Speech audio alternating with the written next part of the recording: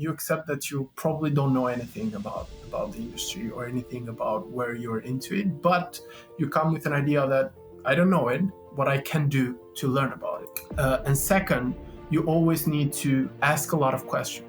The challenge increases, your skill level sort of is smaller, and so if it goes too far, you can easily go into anxiety. Hello, everyone, and welcome to yet another episode of Skins Agency's podcast. Today with me, I have the youngest global product manager at Vodafone, boasting in his portfolio products with the fastest growing revenue year on year within the company, and the man who has led the most important B2B projects at Vodafone. This is Kevin Hoxha, with over 5 years of experience in managing and building a diverse range of products from complete idea to launch. He has brought to the company over 200 million euros, up to over 1.2 million users, if I'm not mistaken, in 14 countries. But besides just that, Kevin is an avid reader. He loves to travel, and he's a music enthusiast. Yet today, we're going to be talking a lot about products. So Kevin, thank you so much for joining in, and welcome. Thank you for inviting me, Doug. I'll start. So we've had quite a few conversations over time. We do have a monthly meeting, which I look very much forward to, despite all the stuff in between of the day-to-day activities. So we've talked a lot about different things. Yet I want to go back to my initial usual question. I always ask this in my podcast, always interested, because every time I've gotten a different answer. And so I keep asking this, but what is branding to you? First of all, thanks for the question. I think whoever you ask, branding will give you a different answer. For me specifically, branding is how a company makes people feel, and usually this comes through how the brand keeps their promises to their customer. So in a nutshell, for me, this is branding. This is kind of interesting, especially in terms of the promise of the company. So, when I've talked to people who are more into branding, they will talk a lot about that emotional connection between sort of the company and the customer. But when it comes to, it seems to me it also comes with the profession, because when you mention branding, you right away go to the promise, and it shows that you're a guy coming from the product side of things. So can you expand just a little bit about that? Like, how does a company promise something? Because ultimately, a company is out there and it sells a product. How does that relate to a promise? And how do we translate a product to a promise, so to speak? Where is that connection? Yeah. So just to highlight, branding is a variety of things included, right? For me, I took one part of it, and I think promise is very important, because promise can be something that can be shared right away to the customer, saying you get this product, you will get the best customer experience possible, right? Or you'll get the best material possible. And this is something that the brand is promising publicly. So the product needs to resonate with that promise. And if a promise is kept, that means good customer experience. That means even more expansion to the customer as well with other products in the future. There are promises that you don't really share with a customer, but there are certain points that you either shared in the past with other products that the customer expect the same promise with new products that you're bringing to them. And I think that's very important to save the same quality, or to have the same idea or same expectation to the customer, regardless of the products you're sharing. But it also what the brand resonates. And here you can bring the values as well, the value of a brand, without even a promise, what that resonates with the customer. I think that's why for me promises or what brands and how products relates to what can brand keep their promises to the customer and expand as well their potential. So this is quite something, because when you mention the product, the promise, and then you mention the point that if we're saying we're offering you great customer service, we're also delivering that, and that is the promise. It is very interesting, because from my experience in doing brand strategy, a lot of the times we combine that within the product and the company's brand position. And so what we would do is we'll sit down with the customers and ask the customers, what did they actually receive from the company, so that we understand the value prop received from the perspective of the customer, and then that is translated into the message, which ultimately becomes the product. And so it's very interesting to me to now bring together promise, product positioning, as well as sort of customers' perspectives and lived experience into one place. And I suppose this should build a more honest brand. Is that so, or am I missing something in this picture? No, absolutely, and I totally agree to your point of view as well. That's the whole part, even in the product life cycle. When you build a product and then you build the value proposition, and then you create the messaging based on that value proposition. So the whole process is from the ideation to actually going publicly with something to the customer is sort of what you're going to deliver. And sometimes you want to give you want to manage the expectation of a customer, and sometimes you want to like over deliver based on that expectation. And I think that's where the brand itself gain a little bit more momentum when or the company gains a little, or the product itself gain a little bit momentum when they exceed the customer expectation. Okay, well, I mean, everything you're saying here is coming from a guy with the perspective and the experience of 1.2 million people behind him who are using his products. Now, I want to go and take sort of a trip down memory lane here, because one doesn't just simply become, a global product manager at a company like Vodafone, coming from a country like Albania, and being from Kosovo myself, I kind of understand the limitations of coming from a very small market where our ability to see and to gather sort of the knowledge, the know-how, and the experience from a global brand is relatively limited. So for people coming from these countries and being as ambitious as you are, can you just walk us through your experience and through how you got to become sort of a global product manager and so successful, coming from such a small market like Albania? Yeah, absolutely. Thank you for the question. So I actually joined Vodafone Albania when I was right after uni, and actually for me specifically, I don't know if many people have different experiences, but for me, I didn't know what was my actual calling at that time. So the graduate program actually offers an opportunity for you to try new things.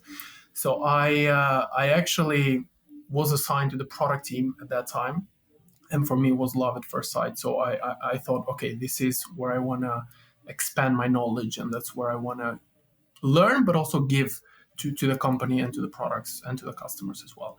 So I established that I want to stay in product, and then I was lucky enough because the company was going through a transformation, especially in the business unit, where we wanted to expand our product portfolios and quickly to serve a wider range of customers. And I was leading a few very strategic projects we had at that time, dedicated mainly to our SME customers, so small and medium enterprises, to actually help them in their digitalization journey. So that experience was a learning curve, absolutely. So you learn a lot to develop the product, all from end to end, building from scratch to launching. But actually, you also learn a lot about your customer, what they want, how they react to certain features or certain product specifications as well, or even communications for the product. I think that's very important. And then I always wanted to try a global experience, and I was actually accepted for a global role within the same company in their headquarters for global product management. When I joined a more established product team with a product portfolio that was expanding while I joined as well at that time. So it helped me. Again, this journey has been a learning curve, but also a lot of people has held my hand to this professional achievement. So yeah, it's been a good one. I have to dive a little deeper on this, and this is mainly on behalf of my students. So I've recently had a couple of I teach at a couple of universities, and just recently had a couple of students interning at my company, and they've asked me quite a few times. Some of them are more clear and have a clearer idea of where they want to go and what kind of stuff they like within design. So some are more UX and UI people, and some are more branding, and some are more illustrations. But for some, this is more challenging. And you mentioned that at the beginning of this conversation, saying it wasn't quite clear as to what your calling was. I'm very curious to know, like, do you think that it was also maybe your openness to these new experiences that help you find that calling? Because, if you didn't know what your calling was, for some people they need to try 1,000 things, right? And sometimes that's the case and it's necessary. But it seems for you like it almost you struck gold right away. So I want to know how much of it was actually just luck. You happen to be exactly in something that you're great at and you love, and how much of it was actually you just being open to the experience, and then by being open it turned out to be something sort of you built the love for this job, so to speak. And I'm really curious because I think this will bring quite a bit of experience to, or quite a bit of sort of insight to students who are struggling precisely with this issue. Yeah, that's a great question. So for me, it was a combination of both, right? First of all, I was lucky to be assigned in the team that I was.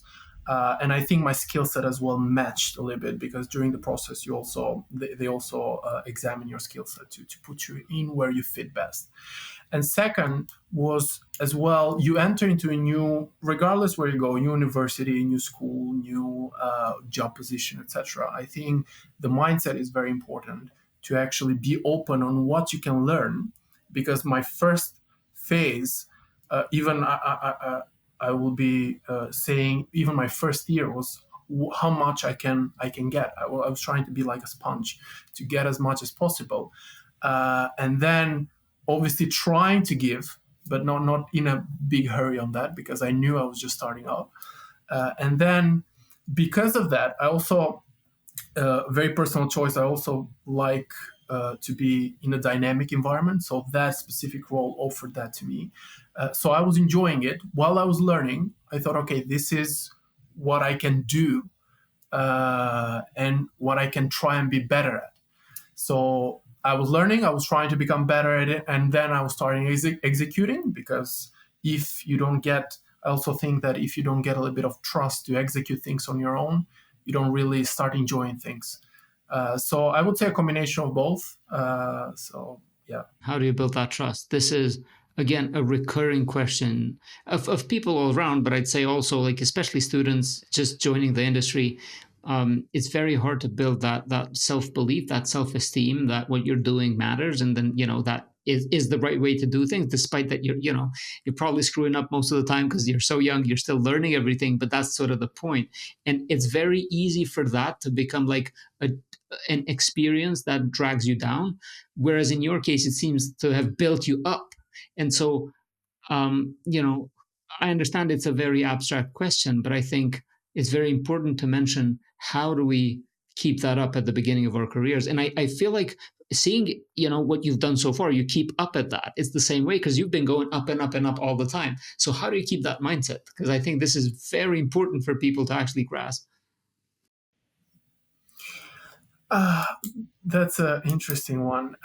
For me, has always been, since I started. First of all, you accept your situation. You accept that you probably don't know anything about the industry or anything about where you're into it, but you come with an idea that I don't know it, what I can do to learn about it. So for me, it was what I could learn, let's say in university, what I could learn in my day-to-day job, but also what I can learn on my personal time, if you like, even expand that even further.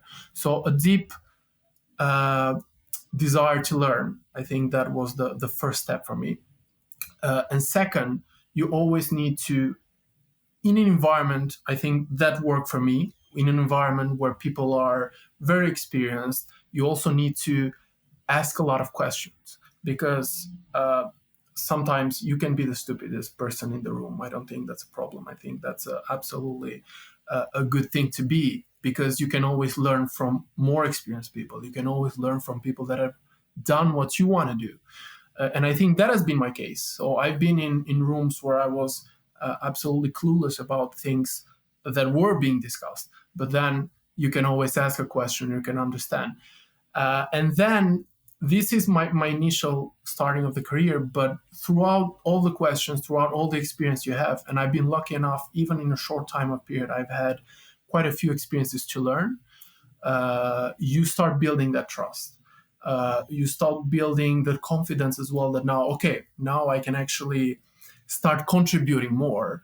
I will ask a little bit less question. I will still continue asking questions, but my contribution will become a little bit better because you reach that level. And it's a journey. It's not something you will do in 1 year.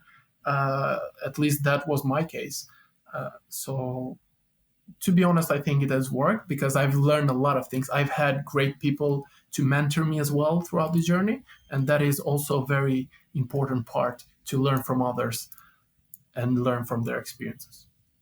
I love that because so I'm gonna go and get nerdy a little bit about this because I think it's kind of important. It also taps in a lot of like product design and UX and especially game design in particular.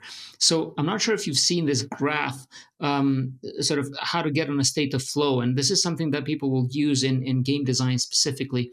So the idea is your skill level, and I suppose it's in the y-axis. So your skill level versus the complexity level, right? So on the x-axis would be potentially your complexity level, and then on the y-axis will be your skill level. These two need to match in order to almost match in order for you to be in a state of flow. So they keep on sort of going up and down. So the challenge increases, your skill level sort of is smaller, and so if it goes too far, you can easily go into anxiety. Now, it seems to me like from what you were saying, in order for you to keep on learning and not get stuck from anxiety, you asked questions. And those questions increased your skill level. And so you could take on bigger and bigger challenges.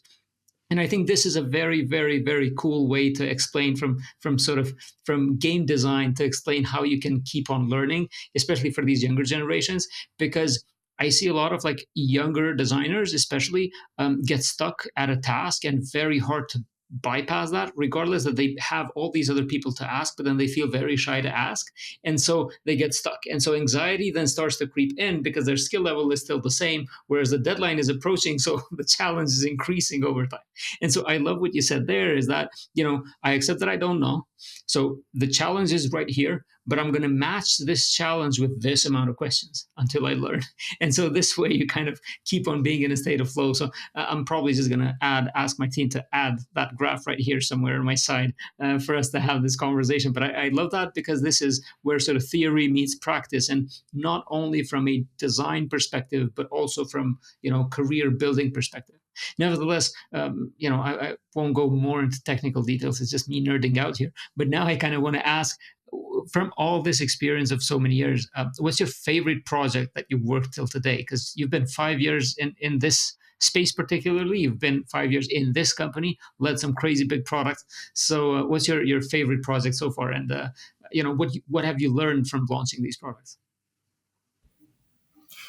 So choosing your favorite product is like sometimes choosing, I think, your favorite kid. So I've launched quite a few products in local market, but I also helped to launch things on a global scale.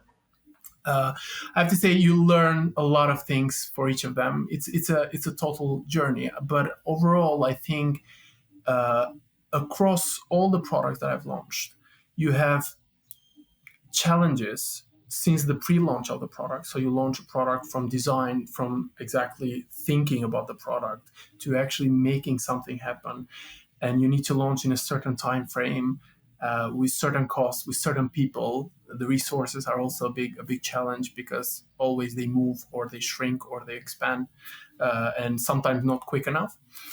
And then things not necessarily go according to plan, right? So the first challenge is always how you can mitigate those situations to have the least or the best outcome possible. And then I think the post-launch is very important because where I work or in the area that I work, we face a lot of challenges with actually making the customer understand the product and understand they actually need the product. And that all sort of post-launch or putting the customer in a journey of not just what is our value proposition, but what is the tangible value that he would get out of a product, I think that's also a very intense period. That if it goes for too long, that means that the product is not reaching that maturity level. Ideally you want to keep it short, but it's a very good learning curve for me as a product manager, for the customer itself, for the sales, and for the whole people included. So saying that, for all the products that I've worked on, this has been sort of the journey. So in a sense, you learn a lot how you can improve and how you can do things better or simpler, because that can be also better for a specific customer or for a specific target customer. So I would say quite a general answer, but it sums up all of my experiences in product, just not to pick and choose one of them specifically. I'll go in details right away. I'll bounce back a question because I mean, look, this post launch sort of phase sounds very scary because you will have already spent so much money, so much energy. You will have built the product. You've launched it. You've done everything. What do you do exactly? So can you what does it mean? How do you even teach the customer or potential customer of all those values? Because you're already out there, you've spent a lot of marketing budget. What's happening now? Like, can you walk me through a case, for example, where you say, look, I mean, here was the challenge. People didn't get it quite right, but we could get on top of it. Because I think this is something that a lot of companies face. Even startups, we throw out there a product, we expect everybody's going to love it. Guess what? They won't. And so, and then all your marketing dollars are going in, they're bringing all these leads, but none are converting. So what's happening exactly? And how have you done this to be successful for these companies? For Vodafone in particular, in this case? Yeah, so you're right. You can, and the first ideation phase is like you first understand what is the problem, you understand what the solution can be, you can do research. You can actually get a few friendly user customers as well to say, test it out. And when the launch comes, you will say, yes, we've checked all the boxes, right? So we're happy to launch, we can put money in marketing, and let's do it, right? Why is not successful? I think the reason why, and what I've seen with the products we've launched, is that there is a practical time as well, and you see the practicality of your product as soon as it goes out. So as soon as you have a few customers, and first of all, what I say is you might build the best product possible, right? You might have the best value proposition, but the customer doesn't resonate with it. So he needs to understand, first of all, there are customers that didn't even use that product in the past or a subtype of that product. So you need to first educate why they need, or what is the value the business will gain out of a specific product, and what is sort of the return on investment, if you like, for that customer. And I think that's important on an education level, not just for a specific product, but even on a industry level. When we want to make, let's say, some businesses more digitalized, how we can educate them quicker, and then you go into the details. Okay, why this product? Because the value proposition, why this product? Meanwhile, why they need a specific solution for that? That's something that we have faced, or I have faced as well with customers, because they don't understand. So we need to do a little bit of work on there. And things are becoming obviously better, because depends on the region, depends on the market, depends on the segmentation of the customer, how much education they might need. But I personally have worked quite a lot with a few customers on education and then on the product itself. And I think for me as well, it has been a very good experience, because it helps me to shape or to sharpen the product a little bit to their benefits. And again, it helps on the customer experience as well, how you can make it even slicker for them to take advantage of it. Well, I mean, what I see a lot of times, even with smaller companies, is that once it comes to sort of educating the market, it tends to get very technical. Now, some people will opt for something like webinars, others will go for just white papers, others will go for meetings. In B2B, in the B2B space where your expertise lies, what has been most successful across products? Understanding that there's variety, but what would you say are some of the strategies that have been most successful for you in terms of like how fast you could organize that information and allow yourself to move the needle towards bigger market adoption? Yeah. So regarding how much value you can provide at a scale, you're right. This goes even through the digital channels. So either through specific videos or specific trainings in digital channels. This is the scale, or webinars. So I've done them all, in a sense of how much customer we can educate in a specific time frame for a specific timeline. Because, for example, a product would need to um, uh, be launched in a specific timeline, and the customer will need to adopt it for a specific time frame as well. So how quickly we can do that, and I think from a scale perspective, this helps. Absolutely, it helps to create awareness for the company itself that they're offering a specific product, but also it helps to educate the customer on the specific product, on the specific solution.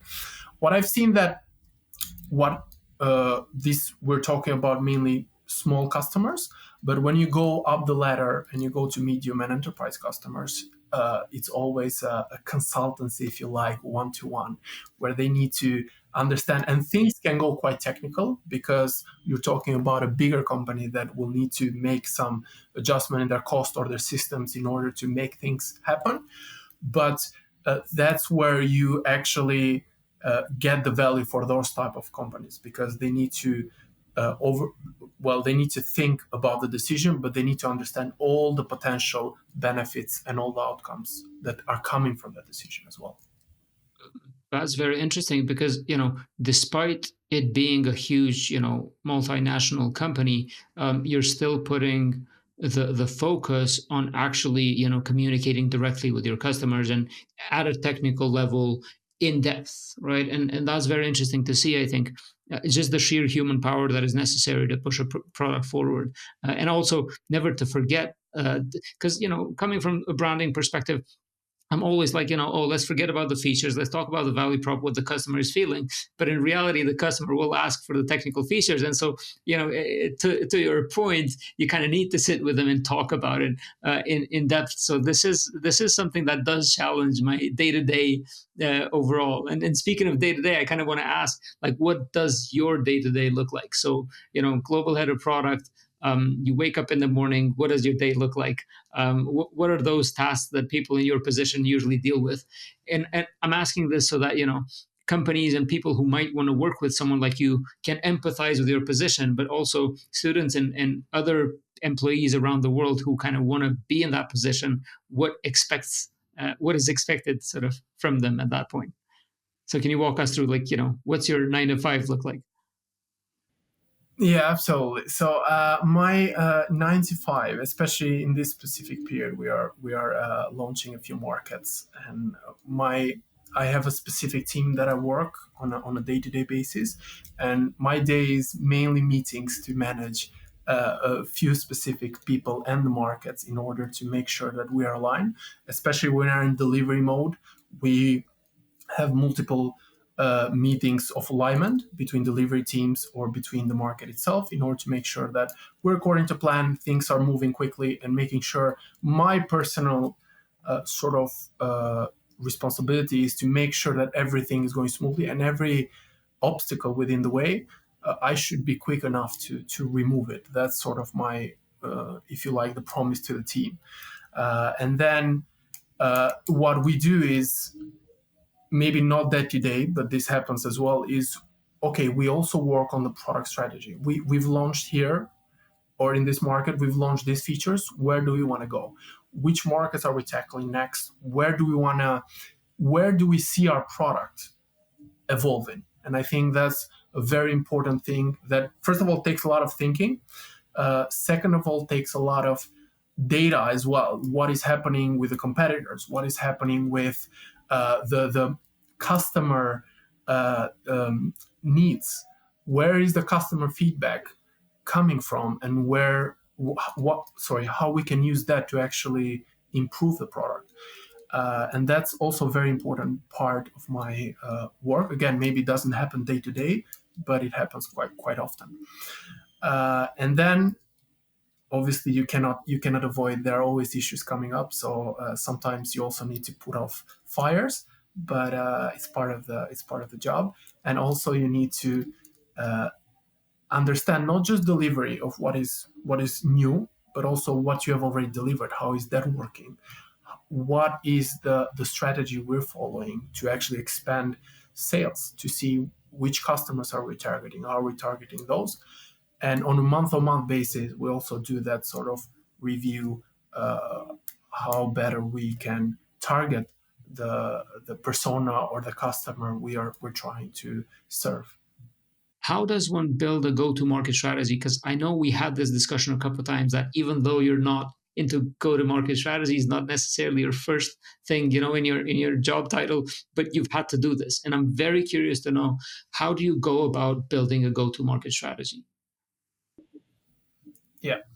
So there are two strategies, right? So it's product strategy, and then go-to-market strategy that includes the sales as well. As you said, I'm mainly focused on the product one, but in my work, yeah, I've managed a few go-to-market initiatives and part of go-to-market strategy. So I think go-to-market is a sort of very important, or it defines the product success, how you enter market, what is the initiatives, what are the initiatives that you take in that market. So you start by understanding actually the market landscape, understanding the competitors, understanding actually how is the market perceiving a specific product. What are the market's problems as well that we want to solve? And this is part as well of product strategy. But as soon as you sort of define the market landscape, the competitors, you also want to define the target audience. So which specific target audience we are going after with this product? What is the value proposition for the target audience? Ideally, you don't want to go after all the customers, right, or all business customers. You want to narrow down as much as possible. From a product perspective, we want to narrow down to the problem. What is the exact problem we want to solve? From a go-to-market perspective, we want to narrow down to what is the exact target audience we want to resolve those issues to, or give this product. And after that, you create sort of the buyer persona. You understand the target audience. Now you go into deeper level of actually the persona who's buying the product and what are their issues on a day-to-day, how this we're going to resolve the issue as well. And part of go-to-market strategy, you also work with marketing and sales strategy. So marketing is positioning, how you want to position the product to resonate with the target audience, and also what is the messaging to give the benefit of the brand itself, benefit of the product, that again in the end will be translated to understandable language to that target audience. And as I said, part of sort of sales strategy as well is what channels are we going after in that market with that specific target or customer target. Are we going digital? Are we going direct? Or are we going through partnerships as well? And very important is pricing model. After you sort of define all the things, you know the product, you know the problem, you also need to understand, okay, what is the pricing that the customer, that persona is willing to pay in order to get the service. And a combination of all of this makes a good product strategy. Again, product strategy is different, but it's a sort of a continuation and then go to market to make it successful. But I think at the end, the most important thing is you create everything, you put it to market. Important is to always have a feedback loop, so you can get feedback for your product strategy, get feedback from your go-to-market, and change quickly, because not necessarily you will nail it down in the first time. If you do, absolutely great. If not, you need to always get the feedback quickly and improve quickly. I think that's very important. So it took me strength to stop myself to not stop you when you said this, because I thought this was like a real golden nugget there. You just said, like, product strategy is what is the problem, and go to market is who's your target market. And it's such a good and easy way to understand this. And the challenge with this a lot of the time is that these two are conflated. And I mean, you have to, because what is the problem? You also have to kind of understand who you're solving that problem for. But the challenge, especially with startups, is that they will focus so much on the product strategy that the marketing strategy, so the go to market is completely forgotten about. And you just expect that one will be the other, and it doesn't work because you end up then just trying to be very technical all about it. So I love that distinction. But I kind of also wanted to go one step further. When you mentioned that you go and you research for the market problems, so not the target market, but the market problems, right? So for the product strategy, how do you do research for a market problem? Because it seems quite abstract, right? Because when you have a target audience, you can say, okay, I'll talk to this group of people, this demography or psychographical element or something like that, and I'll find these people and talk to them. But when you're searching for a problem in the market, how do you do that? Do you just throw some surveys, ask some questions, but what questions? How do you go about understanding market problems? So that's a very interesting one, because let's assume you have a wide canvas, right? And you want to build something without actually knowing for whom you're building in. So sometimes and I think that's also important on where's the company strategy in, because this also gives you a little bit of guidance. You don't want to go after every customer, right? You don't want to go after every problem that the customer might have. So you want to go in a specific audience to a specific target group. And in the end, uh, the company that I work in, they have multiple products. But if you're starting from a startup, you're starting from scratch. So what is that specific target group to address, and what are their problems? They might have 100 problems, right? But in the end, you go into a brainstorm to actually understand these are the problems we can solve very quickly, and it will require us, and if we take from a startup perspective, less cost to do it. Let's do it quickly.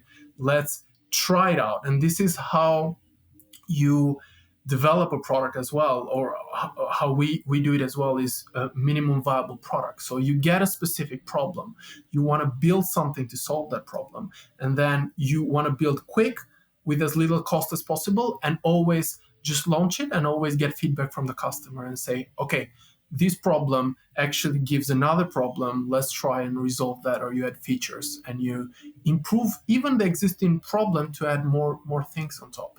So I think it's always about understanding your customer, or your focus for a customer need, and actually even pick and choosing the problems you can solve, right? Because some of them are it will require even a lot of time, a lot of cost, and not much return on investment. But ideally you want to pick a problem you can solve quickly, and then you can expand on top of it. You can always add more features to make it a complete solution. And I think this is where a few startups specifically have gone to. But yeah, some of them want to try and resolve all the problems. So I wanted to ask, there's all this stuff in the internet that just says, you build a product, you can go to sleep because now you got passive money. And from all this conversation that we've had so far, it sounds to me like it is hard work even after you launch. So you launch, you have to educate. Once you educate, you have to get feedback. You get feedback, you gotta go ahead and iterate and fight with all the competition. Look if the market is so the market problem is still relevant. Um, can we just build a product, launch and sleep? Is that a thing or not really? I mean, you can if you are the Microsoft or Googles of this world, right? Because it's a product. If you build a product so essential to the business that everything is so built, all the systems of the business are built towards it, you can actually not innovate for 3 months or even 1 year and still have a large customer base. But I think when you are, even in the company that I work on, or in the environment or the industry of tech, but also startup world as well, you need to keep innovating. You need to be close to the customers as well. And to answer your question regarding the marketing versus product, I think there is a big distinguish at least for me, between the consumer and the business customer. It is, I've noticed that the business customer is less emotional. So they don't and more rational. They don't really take quick decisions because they feel emotional at that time. They really want to understand the benefit of it.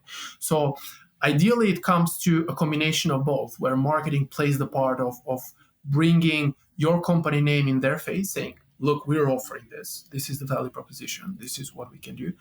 But what actually makes a difference, especially in the B2B world, as I've noted, is you actually have a very good product that the customer knows that you are offering. It tries out and he understands the value right away, or he can actually understand the use cases in his business to benefit of it. And ideally, you always want to keep a close connection to the customer, because I like to think if the customer grows, that means that the requirement for that product grows as well. That means that the products expand and the product itself can take directions to benefit a wider audience. So that's sort of my take between the marketing and product coming from a B2B world. In consumer, my comment is just out of looking it from outside, you can always play a little bit more with emotions through marketing, and the decision making can be also quite emotional as well. That's a very, very, very crucial distinction. I mean, the amount of times, and this is sort of maybe coming more from the local market, but especially if you're an early stage marketing and design agency, I've seen a lot of these cases where I'm a B2B company and I go to them and I ask them to support me with some marketing stuff or do something like that. And I'm treated the same as like a D2C company or something like that. So, which is very, very challenging because I can clearly see how that company doesn't understand my business. And I think it's very important that you mentioned that these two categories of business, at least these two, and there's more than the two, but need to be sort of looked at, built, and thought about in completely different categories, in completely different sort of fashion of thinking, so to speak. Different problems, different ways to approach them, very different sort of uh, reaction from the customer as well, which I think is very important. Now, I want to ask one more thing though. Earlier, you mentioned that you test the market out, and then you educate the customer for a particular period of time. And I think this is very important. So, for a lot of startups, you keep going until the end of the money. So money runs out, it didn't work, you close it off.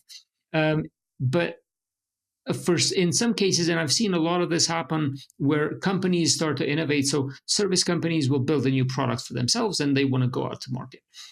Now, what happens is they kind of leave it in the back burner. The product is still there, but nobody's dealing with it, but they still kind of want to have a product.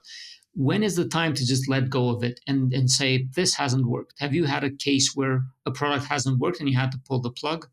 How do we know when enough is enough when it comes to product sort of life cycle? Well, luckily, I have to say that I've never been in that position. So I've never had yet to shut down a product. Hopefully, the time will never come. But I've had cases where coworkers and friends of mine have been in that situation, right? So I think fundamentally it comes to, again, we mentioned the strategies, but maybe I can deep dive a little bit. So when we talk about product strategy, is your product market fit? So is the product itself fit for the purpose of the target audience? And I think that I've seen a lot of cases where businesses want to go for the whole base. They don't want to just try their product in a specific customer segmentation. And I think that's not the best strategy to start as well, because ideally you want to solve one problem at a time. So is your product market fit for that specific target audience? And sometimes that's not the right approach for your target customer. And then you need to review the product, you need to review the target customer, and as well every other thing regarding go-to-market strategy. And exactly the second point is your go-to-market strategy. Are you pricing, for example, the right amount of money, or are the customers willing to pay that? Is your pricing model the right way, subscription based or once off, or are the customers willing to go for that? And again, you also need to look at channels. Is your customer experience to purchase, let's take that, just to purchase, is that slick? Is the customer quick to get the product? I think that's also very important. And very important as well, again, stopping to the go-to-market, is the messaging and how you are. So I stopped at the pricing, stopped at the value prop, and the messaging. So how you are resonating the customer, the product benefit to the customer needs, how you're translating that, that's very important. And what I was going to say as the last bit for me is also timing. Timing is very important. You can always be too early for a product because the market is not mature enough. So you can actually come as a big innovator, but the market is not ready to take that. Or you can be too late. The market is already full of products like you. And that means that you don't have the right. First of all, if you come too late, you need to have an excellent product, like the best product ever, because you're disrupting already packed market. If not, if you're just a startup, that means that potentially you will shut down the product, right? So the timing, I think, is also very crucial for new products. Yeah, I mean, God, there's so many things all at once, right? But agreed, and I think once any of these is actually off is when you just pull the plug, unless you're sort of still iterating and going through it, which is fine. But if you feel like, especially if the timing is wrong, and if you're late to market, I think it's not worth going for too long with that. I've seen quite some companies get delayed, and especially now, these new AI tools that are coming. There's been all this conversation with Sam Altman, and they've asked Sam if he's the startup killer because of this. So the Chat GPT updating and upgrading so often that all these startups that just got built on top of it are obsolete. So these type of things, I think, are very important discussions that we're having now. But nevertheless, Kevin, you've brought in some crazy great expertise today. I think I'm going to go ahead and try to pull some white papers out of what you said. So let's see how far along I can go with that without over promising. But before we close, I just want to ask, like, what are some of great books or channels or podcasts that people can read and go through to get some of this knowledge that you've just shared today with us? So first of all, thanks for having me. I enjoyed this chat quite a lot. Regarding how you can expand your knowledges, for me is always been a little bit more regarding the product trainings where I can find myself. But if you look into the podcast, there are a few I follow myself dedicated to product. That is the product podcast and the product manager. Very interesting if you want to kick it off. They have some really great people from big companies coming up, head of products, that are there providing specific insights about the products, and I think that's very important. But if you want to go sort of a little bit further outside of the product world, personally, I follow the Diary of the CEO, and I also follow Simon Sinek as one of my sort of personal preferred authors, and all his books I just like. So sort of those are the things I would recommend. Kevin, thank you so much for your time, and I really enjoyed this chat. And well, we'll keep chatting for sure together. I'll ask anyone who needs to connect with you to go through me, and I'll get to connect you all. And for everyone out there who's listened so far, this has been the youngest global product manager at Vodafone, leading the most important B2B projects of this company, speaking directly to you. So I hope you enjoyed it, and thank you so much for your attention. See you next time.